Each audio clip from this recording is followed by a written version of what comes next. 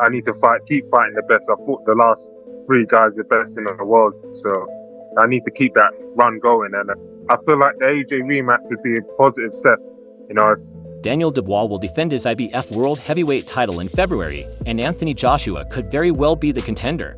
Daniel Dubois put in the performance of his career against Anthony Joshua last month, legitimizing his position as World Heavyweight Champion. DDD was far too much for Joshua on fight night, dropping him 3 times before a crushing knockout in the 5th. The win marked his first defense of the IBF belt. Talk has now turned to his next move and whether or not he will indulge AJ in an instant rematch. Dubois, echoing recent words from his manager Frank Warren that the second fight is a no-brainer, said that if Joshua wants it, it will happen. Dubois said the future is now. What's next? We're making plans for what we're going to do now. I've heard AJ wants the repeat. We'll see if he wants it. I want it too. We came out on top of the night. I was the better man on the night, but there's no insult. I'm not going to badmouth him or anything. A great fight. And if we can do it again, it'll be better. I asked what the end goal was. The 27-year-old said he wants to collect all the heavyweight titles as the other 3 big belts are tied up in the rematch between Alexander Usyk and Tyson Fury. He feels another fight with Joshua is a positive move. Dubois further added, I'd love to become the uncontested champion. Collect all the belts and do it that way to really hit the top of my game. I feel like I need to keep fighting the best. I fought the last 3 guys, some of the best in the world, so I need to keep that run going. I feel like the AJ rematch is a good step just the way the fight was. It was exciting, everything the fans wanted to see. I'd be even better, even more up for it if we did it again. As for what he might do differently, Dubois thinks he will be even more sharp and focused for the rematch. Dubois finished without giving too much away. I think I'd be more for it, more confidence in myself. I was up for it, but more controlled, more speed, everything, AJ as well. He'll bring it and come to win like he did last time, but I just feel like it's my time being a world champion with the IBF belt. It's just the icing on the cake. I need to keep this run going.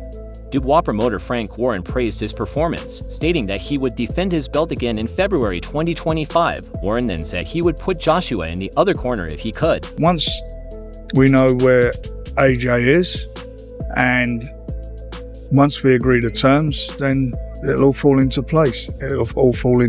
So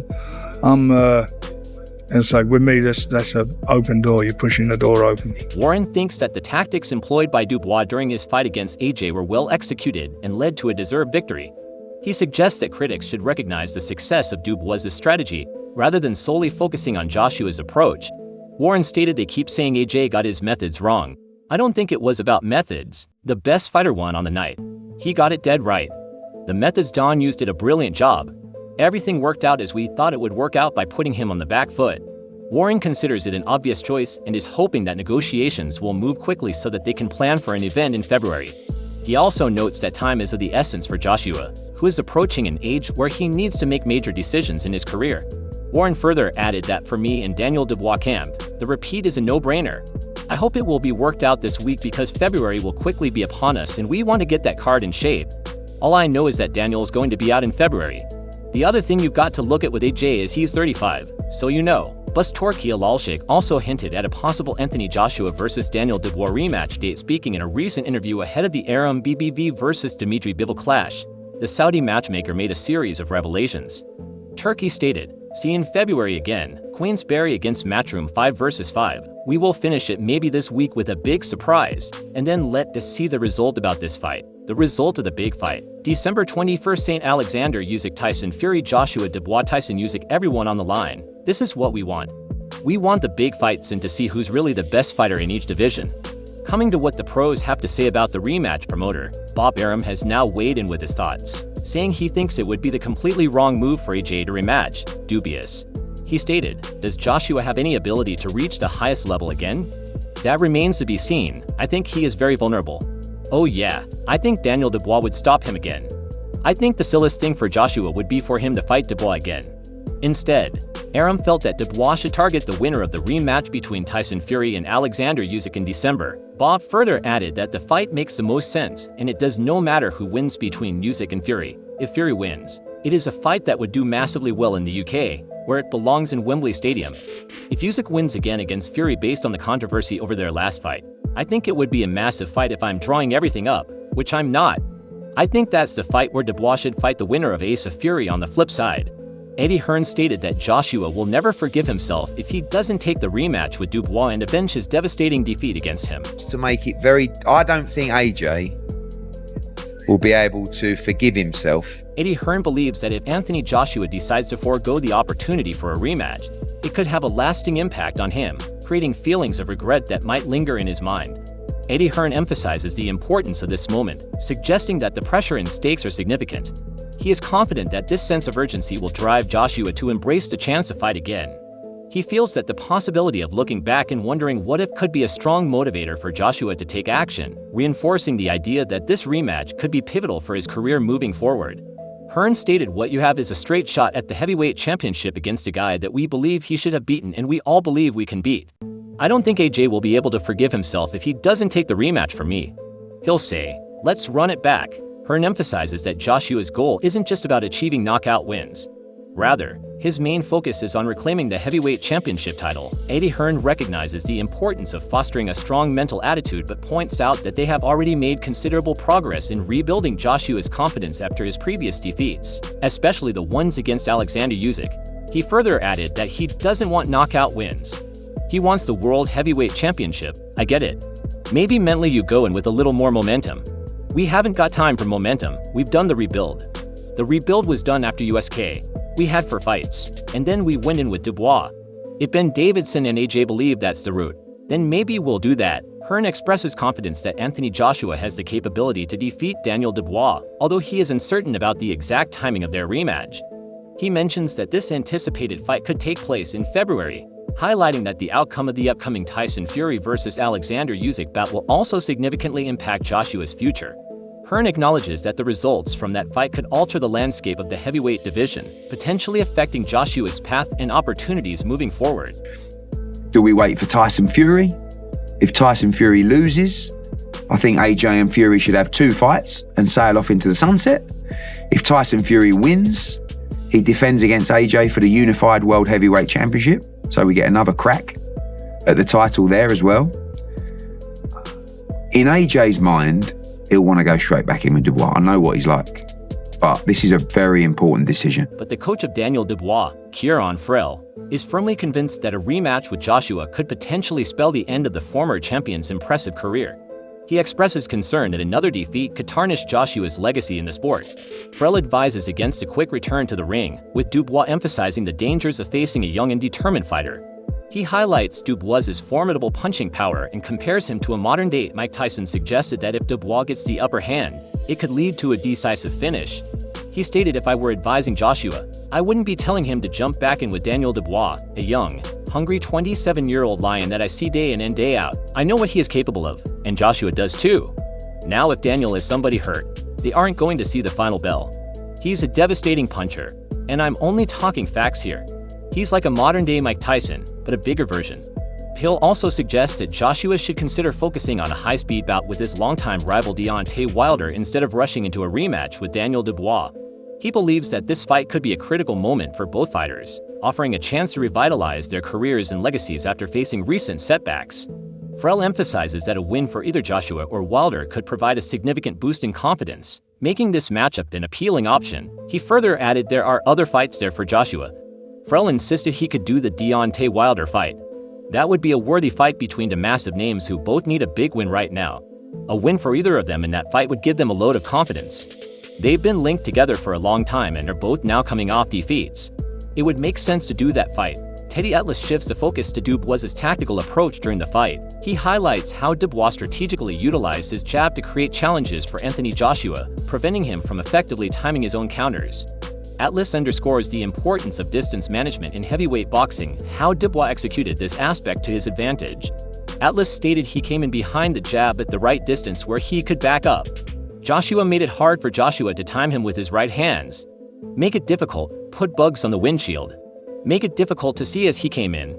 He did that. Atlas elaborates on how this strategy not only disrupted Joshua's rhythm but also forced him into a defensive mindset by effectively using his jab.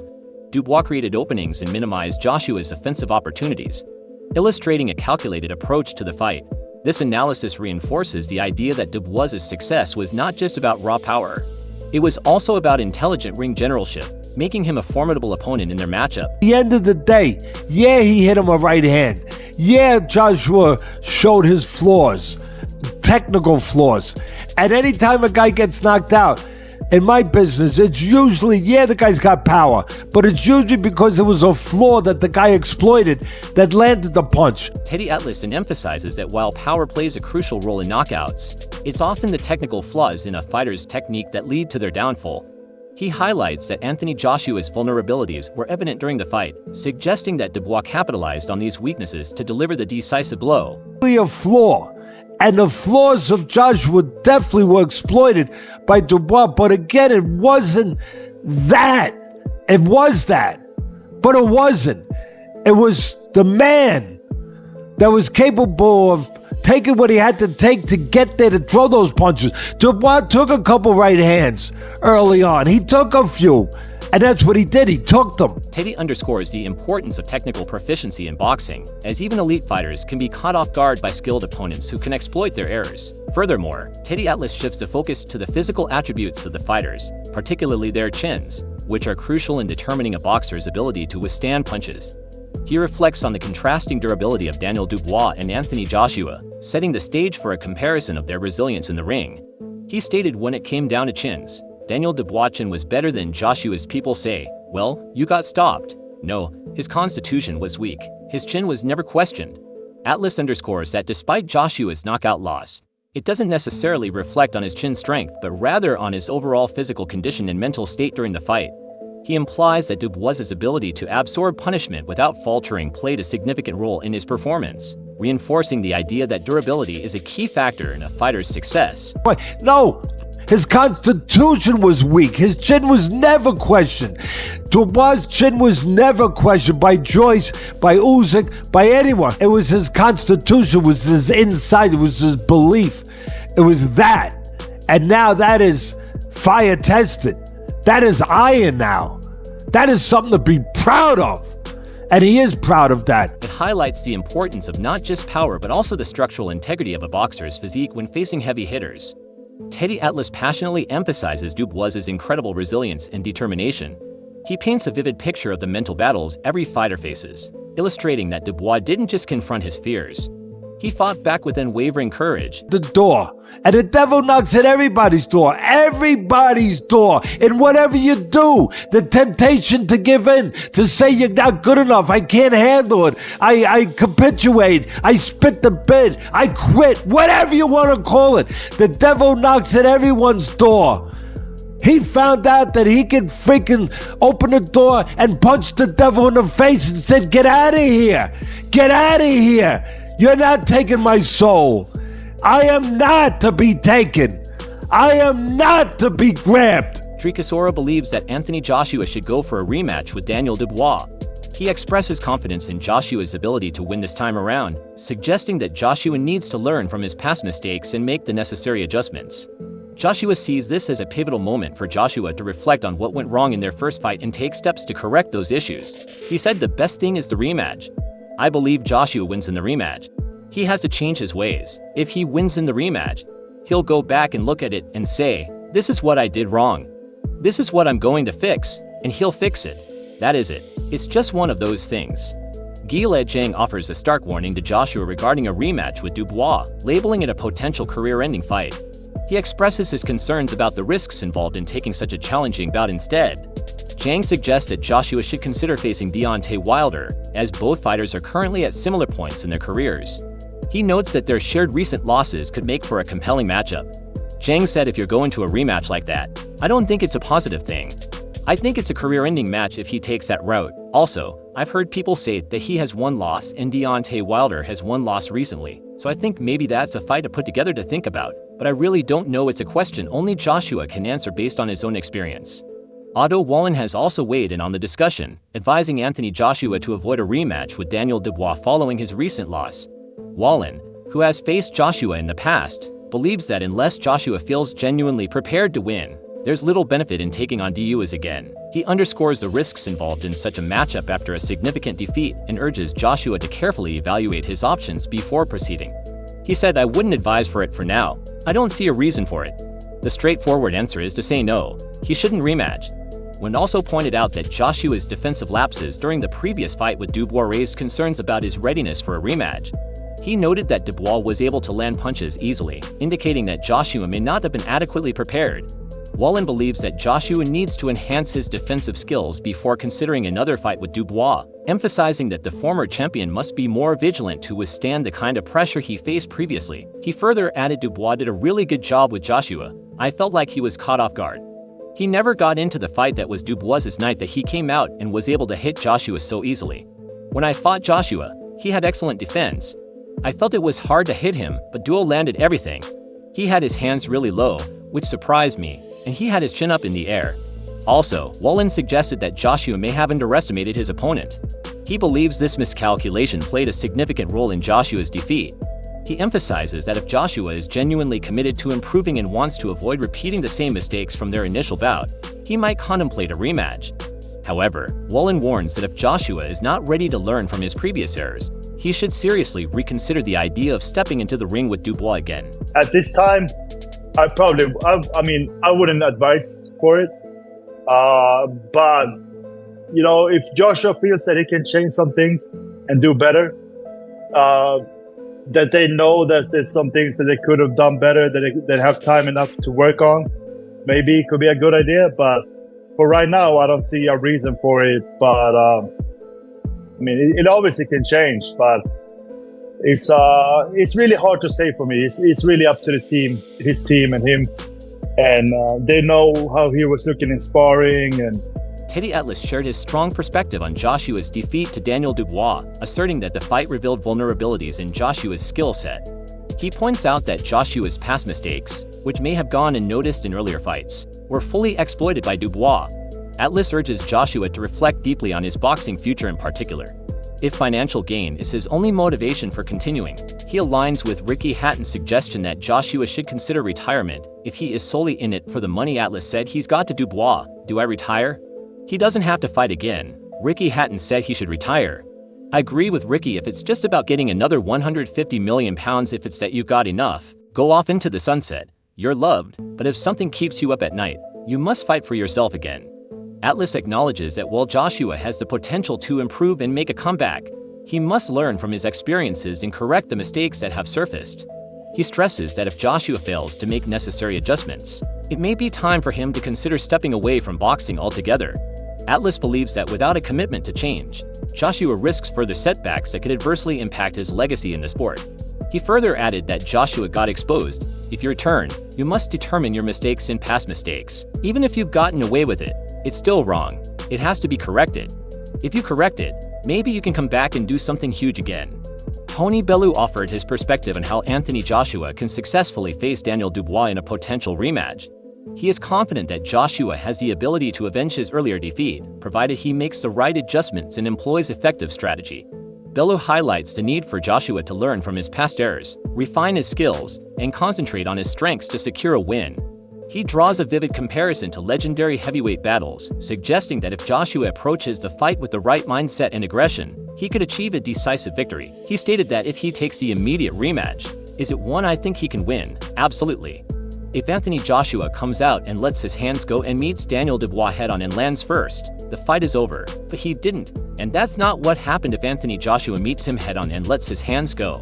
It's George Foreman and Ron Lyle all over again, but I'll tell you something, it's over even quicker. Dev Saini says that Daniel Dubois won't shy away from a rematch with Anthony Joshua or even facing the winner of Usyk Fury 2. Next, Saini believes that Daniel Dubois has one thing that neither AJ nor Usyk or Fury have, and that's you. Anthony Joshua again, I'm sure he won't shy away from that, Daniel Dubois. He'll be like, "What? I get to do it again? Great." If it's the winner of Fury Usyk, I'm sure he wouldn't shy away from that either. What he has on his side, compared to all those guys, the guys above him, Fury Usyk and Joshua around him, is youth. He's 27 years old, and these other guys are getting older, and he fights like a young man as well. He fights with someone who just has unlimited, boundless energy. So what are your thoughts about this situation? Should AJ take the rematch with Dubois? Do let us know in the comments section below if you like this video.